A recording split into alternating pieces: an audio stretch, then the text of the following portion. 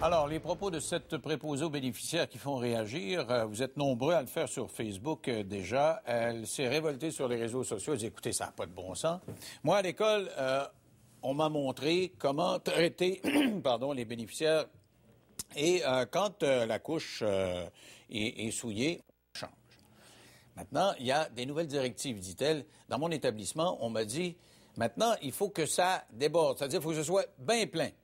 D'urine et d'excréments, quand c'est hyper plein, là, tu peux changer. Autrement, ça va nous coûter trop cher, on est en restriction budgétaire. Alors, attends que ça soit plein, contrairement à ce qu'on lui a enseigné. Alors, la question qui se pose, est-ce qu'on respecte suffisamment nos personnes âgées? Est-ce que c'est correct que des coupures se fassent sur leur dos? Le ministre Barrette a réagi, il dit non, il n'y a pas question de couper sur le dos des personnes âgées, ça ne doit pas se faire. N'empêche que il y a cette jeune fille qui dit que ça se fait. L'avez-vous constaté vous-même?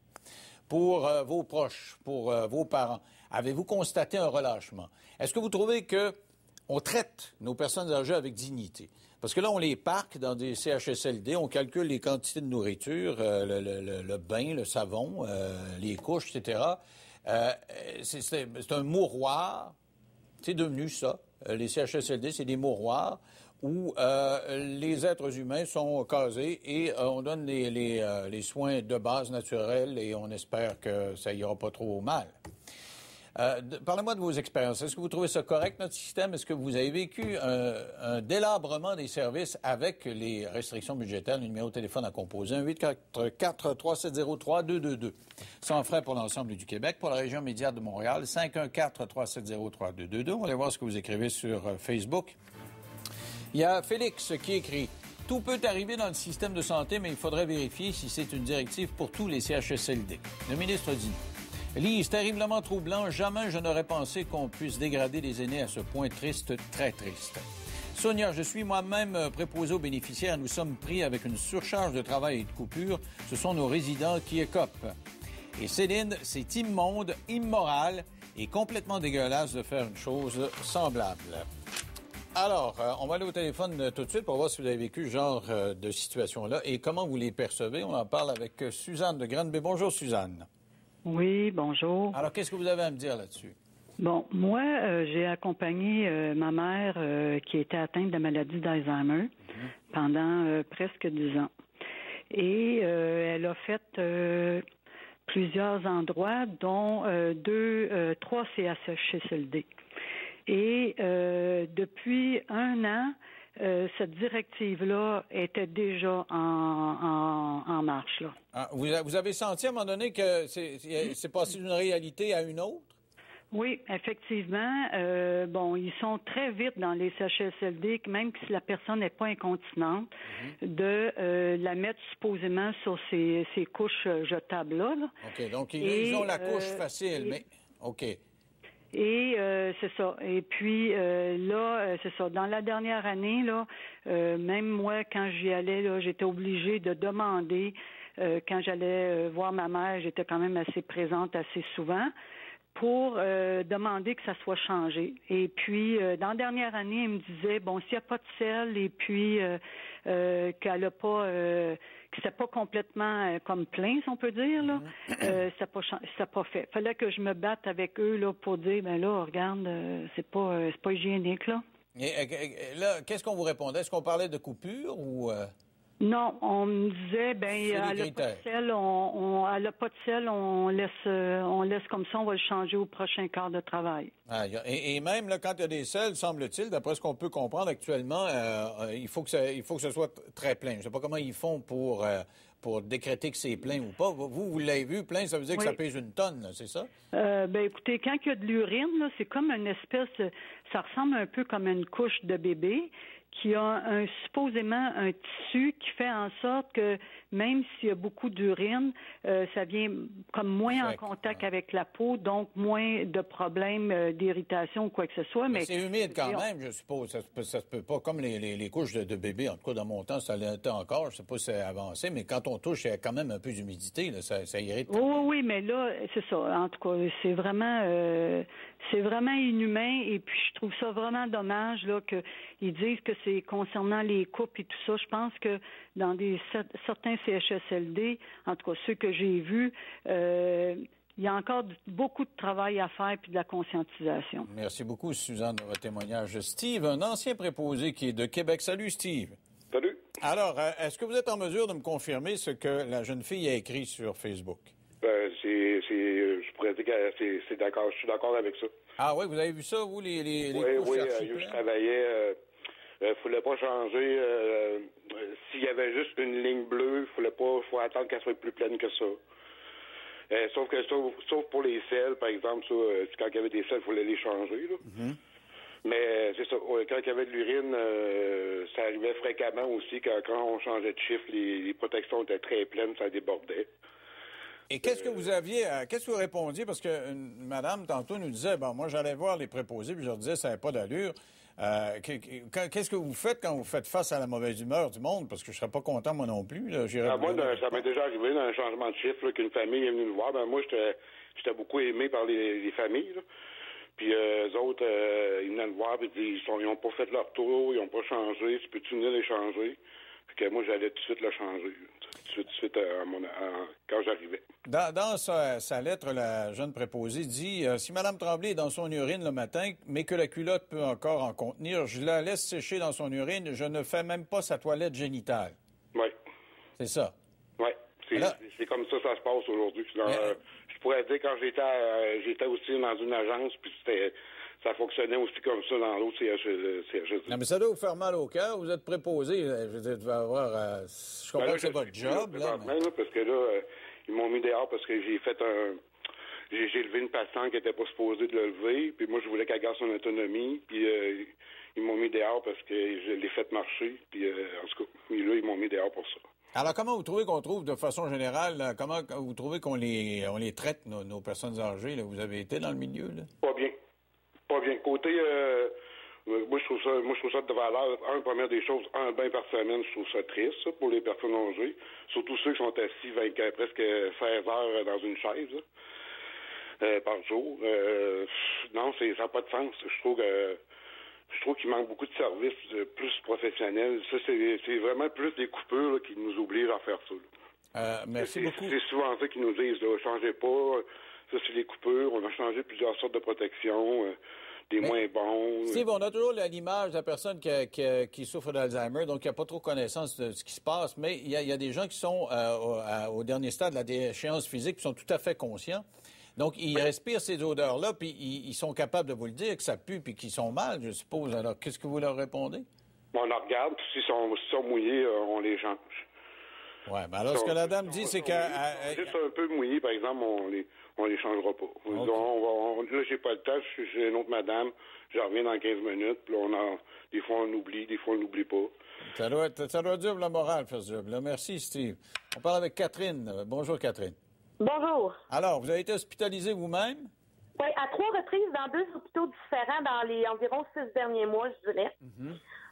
Puis c'est arrivé soit que je demandais pour avoir de l'aide pour aller à la toilette parce que suite à une blessure au dos, je devais me déplacer avec une marchette et même encore là, je n'arrivais pas à le faire.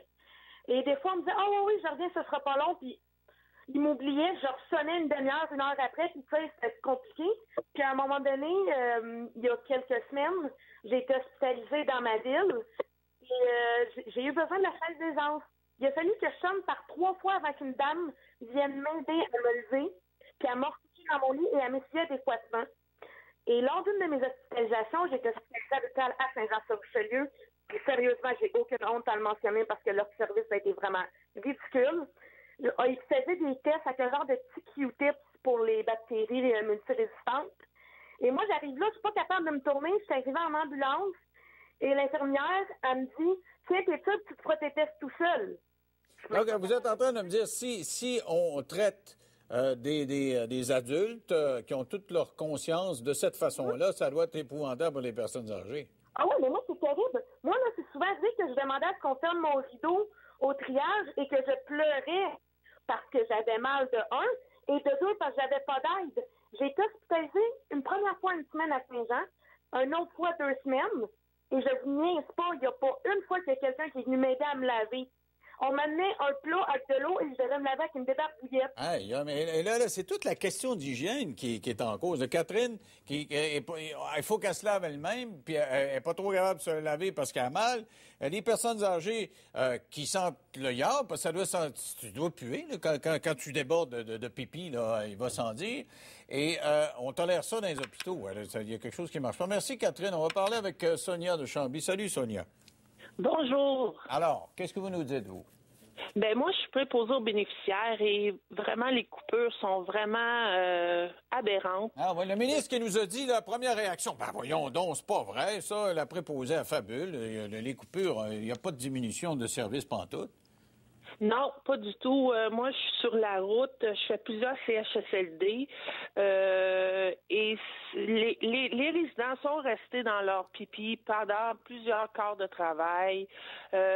Ils coupent sur les bains, ils coupent sur la nourriture, ils coupent sur le personnel.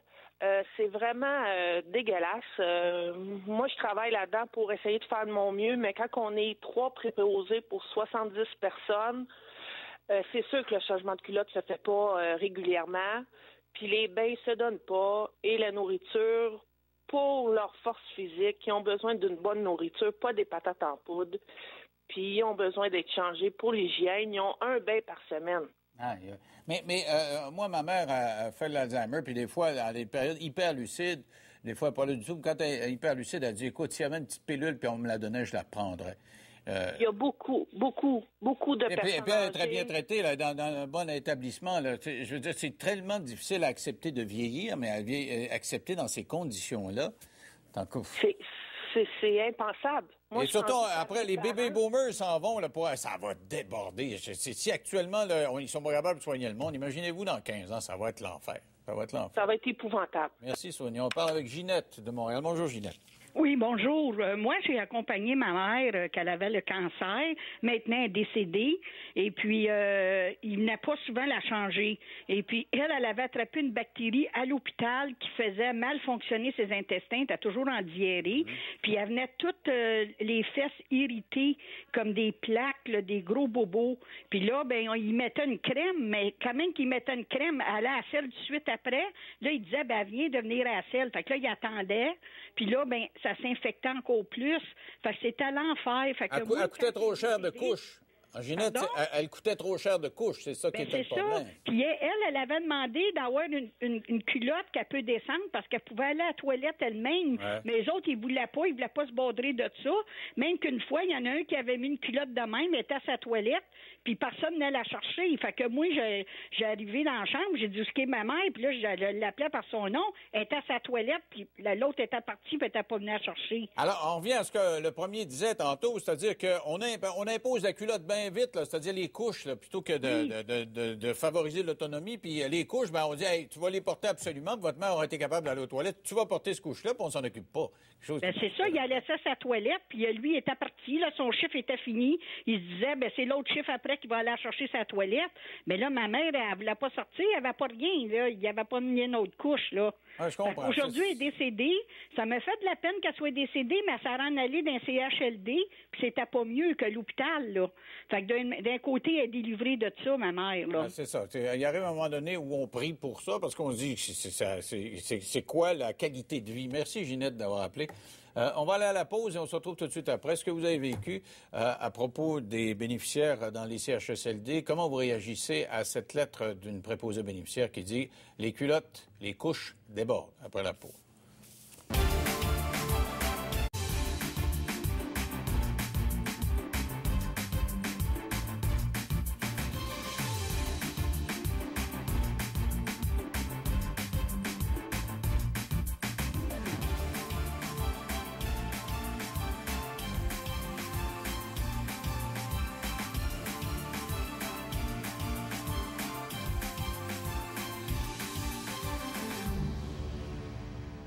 Quelqu'un sur Facebook qui dit c'est pas surprenant parce que nous, notre famille, à nous, on achetait des couches en surplus parce qu'on n'avait pas assez dans notre temps. On achetait des couches en surplus. Alors, qu'est-ce que vous pensez de cette proposée bénéficiaire qui s'est révoltée sur les réseaux sociaux en dénonçant la politique du ministère qui dit couche pleine seulement, on change quand c'est plein.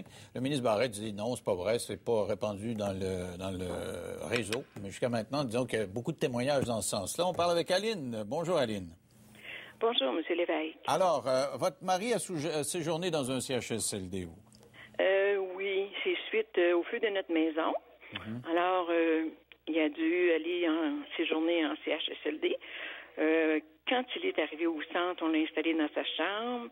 Puis là, la préposée est revenue avec une culotte, parce qu'on n'appelle plus ça des couches, on appelle ça des culottes.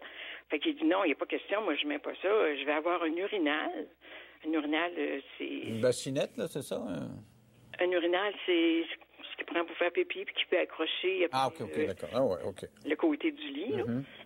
Fait que là, mais tout ce que j'ai vu, moi, là, c'est aberrant. J'ai vu une personne âgée qui faisait du Alzheimer, puis elle s'en allait dans le passage. Sa culotte débordait, M. Lévesque. Puis là, quand on arrive là, on te donne un beau petit livret, puis c'est marqué ici, il y a le respect, la dignité de la personne. Puis là, j'ai dit à la préposée, est où la dignité là-dedans? Si c'était ma mère, il se passerait quelque chose, sûrement. Parce que de la voir aller de même dans le passage, tout le monde la voyait, sa jaquette était ouverte, puis on voyait que ça dégoûtait ici sur le bord de la cuisse, là. Fait que non, c'est... Et votre mari, est-ce qu'il a pu ne pas porter la culotte ou il a dû... Non, on l'a obligé, on l'a ignoré, puis on a dit ici, ça fonctionne comme ça. Quand on dit qu'on veut des culottes parce que c'est plus facile à gérer, c'est ça. C'est ça. Okay. Alors moi, j'en achetais, j'en laissais toujours un paquet dans l'eau de la garde-robe, puis, mais lui était capable de dire, bon, ben, je veux changer, là, ma culotte est mouillée, ou... Alors qu'il y en a qui sont pas capables, ils vont tolérer. Vous aviez plus de culottes, alors vous pouviez dire au préposé, écoute, c'est même pas toi qui le paye, là, c'est pas le gouvernement qui le paye, au moins change-le. Exact. Okay. Change-le. Quand il te demande, change-le. Et puis, à un moment donné, on m'a appelé, puis on m'a dit qu'il était rendu à l'hôpital. Puis, quand je suis arrivée à l'hôpital, puis l'infirmière qui était là, elle a changé la culotte, mais elle a dit, oh mon Dieu, qu'est-ce qui se passe? J'ai dit, voyons, qu'est-ce qu'il y a là? Elle dit, il avait une plaie. Puis elle m'a dit que cette plaie-là, ça avait été faite à cause qu'il avait resté dans son urine. Ah, puis lui qui a refusé en plus. Merci beaucoup, Aline, d'avoir appelé. On parle avec Marie de Montréal. Salut, Marie. Bonjour, M. Lévesque, ça va bien? Oui, alors, vous êtes dans le domaine, vous? Oui, moi, je suis infirmière auxiliaire. Mm-hmm. Je me promène dans les CHSLD. Et puis, j'en vois vraiment de toutes les couleurs. Je voudrais dire que les préposés, ils font vraiment leur possible. J'ai 2 préposés, moi, pour 40 patients. Je dois les aider là lors des repas. Ils n'ont pas le temps. Je dois mettre de côté mes notes au dossier et tout pour pouvoir les aider à les alimenter. Pour qu'est-ce qui est des culottes d'incontinence, c'est vraiment vrai. C'est comme ça que ça fonctionne. On en voit. Moi, je vois mes patients. Mes patients me verbalisent leur besoin d'être changés. Je les mets en stand-by. Je fais le message au préposé. Et puis, une demi-heure plus tard, on me dit encore, Marie, est-ce que je peux me faire changer? Ils ne sont pas venus. Ils sont dans le jus. Il n'y a pas assez de ressources, finalement. Mais vous confirmez qu'au bout du compte, c'est que c'est la personne qui se retrouve avec un trop-plein, là, littéralement. Mais est-ce que vous avez senti cette nouvelle directive, en tout cas d'après cette préposée aux bénéficiaires qui est écrite sur Facebook, qui dit qu'il y a une nouvelle directive qui consiste à dire couper là-dessus, là, attendez que ce soit plein, là. Absolument. Ah ouais? Absolument. Puis le ministre Barrette a dit que c'est pas vrai. Ben, le ministre Barrette, il dit c'est pas vrai. Allez à l'hôpital, travailler pour eux et on le voit. On le voit, même les gens qui vous téléphonent, là, c'est des visiteurs. Et puis ils s'en rendent compte. Ah oui. Alors, le ministre, j'espère qu'il nous écoute là, et vous nous regarde aujourd'hui, là, parce que peut-être qu'il devrait changer un petit peu sa ligne. Ça n'existe pas. Il devrait peut-être ouvrir une enquête. Merci d'avoir appelé. On va parler avec Joanne de Gatineau. Salut, Joanne. Bonjour. Alors, vous êtes préposé dans un CHSLD aussi? Oui, ça fait près de plus de 20 ans. Et est-ce que ça s'est détérioré depuis ce temps-là? Beaucoup. Vraiment beaucoup? Ah oui. Parce que déjà, je dirais, là, peut-être 15-20 ans passés, on avait 5 bénéficiaires à s'occuper dans la journée. Mm-hmm. Ça fait que là, s'ils voulaient aller à la salle de bain, on allait selon leurs besoins eux autres. Maintenant, on a 8, 9, ou 10 résidents. 2 fois plus. Oui, 2 fois plus, puis avec du personnel en moins. Ça fait que là, ils ont mis pour le respect, ils appellent ça pour le respect du résident, de moins le réveiller possible. Exemple, je donne un exemple, la nuit, si le résident, il dort, puis qu'on passe lors de notre tournée, puis qu'on sent qu'il y a des selles, qu'il y a eu des selles, la seule chose qu'on a à vérifier, c'est si le résident, il dort. S'il dort, ça veut dire qu'il est confortable. Donc, si on le réveille pour y changer sa culotte qui a des selles, c'est qu'on manque de respect aux résidents. OK. Alors, le lendemain, si ça déborde, puis vous êtes débordé vous-même, puis ça prend encore 3, 4, 5 heures, il aura baigné là-dedans, lui, pendant 15 heures. Ben oui, parce que la préposée de jour, quand c'est le temps, elle, de lui donner son bain, ben il s'est écoulé plusieurs heures, là. Et surtout, si c'est un bain une fois par semaine, ça ne doit pas sentir très bon. Merci, Joanne, d'avoir appelé. Ça doit même être assez spécial. On parle avec Jean-Pierre rapidement de Montréal. Jean-Pierre, allez-y vite avant la pause. Qu'est-ce que vous dites là-dessus? Moi, mon frère est en résidence. Oui. Puis, oui, je vous écoute. on vous dit qu'il va le visiter quasiment tous les 2 jours. J'arrive dans la chambre, puis que tu rouvres la porte parce qu'il ferme la porte. Comprenez-vous? Puis là, ben, il est beurré de marde jusqu'au rein, monsieur. Aïe, aïe. Ah oui. Ça fait que le ministre Barrette qui dit que c'est impossible, là, mais qui y a le don. Parce que moi, si ce serait moi qui vienne avec moi, je mettrais à la couche puis dans la marde. Il y en a quasiment 20 livres de marde. Aïe, aïe. Il mesure 6 pieds 2 puis il paye 280 livres. Aïe, vous me disiez quand il ferme la porte, en ouvrant la porte, je parlais d'odeur, là, ça doit être... Pardon, monsieur, laisse-moi vous dire que les chiens sont mieux traités que nos gens âgés. Aïe, merci, Jean-Pierre. Écoute, ça donne mal au cœur. Ça a l'air que c'est le même. Ça marche, puis le ministre, il dit pas pantoute. Écoute, ça déboule, là. Ça déboule, ça arrête pas, ça rentre. Des préposés, des anciens préposés, des gens qui sont à l'hôpital. Puis le ministre dit ça. Ben non, pas de même, ça marche. On va à la pause.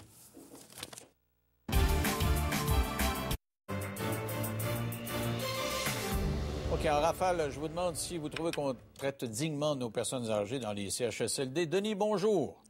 Oui, bonjour, M. Lévesque. Alors? Regardez, moi, j'ai fait des livraisons dans les CHSLD dans l'est de la ville pendant 6 ans. Et puis, les choses que je pouvais voir, là, c'en était dégradant. Je pouvais voir des personnes âgées se promener tout nues dans le passage pendant que moi, j'allais le porter, faire les livraisons au poste des infirmières. Puis, eux autres qui étaient là, puis ça jasait, puis moi, je leur faisais signe. C'était comme passé dans les habitudes, là. C'est comme ça que ça marche. C'est vraiment pas drôle. Merci beaucoup, Denis. On parle avec Roger de Pointe-aux-Trembles. Salut, Roger. Oui, allô? Allô? Oui, allô? Oui. Alors, qu'est-ce que... C'est pas équilibrant. OK. Alors, est-ce que vous trouvez qu'on les traite dignement, vous? Non, pour vous dire franchement, ma femme est décédée le 9 avril cette année. OK? Puis en fait 3 CHSLD. OK? Et puis, il y a une place que, ce qu'on vous dit tantôt, là, c'est que si tu manges une soupe, tu vas t'avoir du jus de tomate. Si tu fais un jus de tomate, tu n'as pas le droit de la soupe. Elle m'en est le commentaire des toilettes, elle sonne la cloche. Ça a pris 15 minutes avant qu'il arrive pour le relever mon épouse. Là, elle dit, excusez, madame, on va aller ramasser madame à côté de vous parce qu'elle est en privé. On va venir vous ramasser plus tard. Je dis, c'est quoi l'affaire? Elle dit, monsieur, c'est ton dos tes locaux. C'est pas un ménage de mettre en standard, c'est un être humain que vous avez là. C'est ça qui est le problème, c'est qu'ils sont tellement débordés que ça devient comme des numéros. Merci, Roger, d'avoir appelé. Conclusion de l'émission, c'est que le ministre dit que tout va bien, c'est pas de problème. Monsieur le ministre, vous êtes dans les patates, dans les grosses patates. Allez reviser vos affaires puis changer vos politiques, ça marche pas, là, parce qu'on en a, ça rentre par dizaines. OK, c'est tout en ce qui nous concerne. Ce soir, j'ai Corneille. Je suis en train de lire son livre. Écoutez, j'ai pleuré en lisant ce livre-là. C'est épouvantable ce qu'il a vécu. On nous raconte ça ce soir. C'est pas la rock qui suit à l'instant.